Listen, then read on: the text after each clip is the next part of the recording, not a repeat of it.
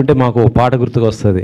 Triple ఆర్‌లో ఆ song గుర్తుకొస్తుంటది. Okay. So అంటే ఈ టైటిలే పెట్టడానికి కారణం ఏంటి సార్? అది వాళ్ళు పెట్టినది. ధనరాజ్ సార్.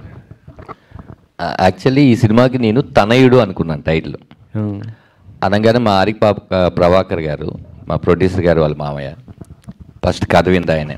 విన్నాక సార్ నాకు ఒక టైటిల్ ఈ కథకి బాగుంటుంది అనిపించింది. అదేంటంటే రామం రాఘవం అని ఆయన పెట్టారు ఈ టైటిల్.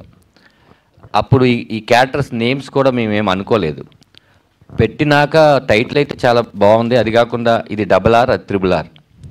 ఆ RRR సినిమాలో ఎంత పెద్ద హిట్ అయిందో మనందరికీ తెలుసు. అది నాకు లక్కీ చామ్ అవుతుందేమో ఆ టైటిల్ అనిపించింది. కథకు కూడా కరెక్ట్ యాప్ట్ అనిపించింది. అందుకే అప్పుడు ఆయన పేరు దశరథ రామయ్య అని రాసుకొని నా పేరు రాఘవగా రాసుకున్నాను. ఎందుకంటే రాముడికి చాలా పేర్లు ఉంటాయి, అందులో రామం అన్న రాఘవం అన్న ఒక్కటే అని లాస్ట్లో అందుకే నేను చెప్పాను. రెండోది ఏంటి అంటే ఈ టైటిల్ చాలామంది మీరు నా ఫ్రెండ్స్ మిగతా వాళ్ళు కూడా వినంగానే ఫస్ట్ ఒక తెలుగు టైటిల్ చాలా సంవత్సరాలు అయింది ఇంత బాగున్న టైటిల్ అని చెప్పారు. అలా ప్లస్ అయిందండి. అది ఈ టైటిల్ పెట్టడానికి కారణం. అంటే టైటిల్ చూసిన రామ రాఘవం అంటే శ్రీరామచంద్రుడు దశరథుడి తండ్రి మాట ఎప్పుడు జవదాటాడు. కానీ ఇందులో మీ క్యారెక్టర్ చూస్తుంటే ఏ రోజు కూడా మీరు తండ్రి మాట వింటున్నట్టు కనిపించట్లేదు. ఏంటి అది?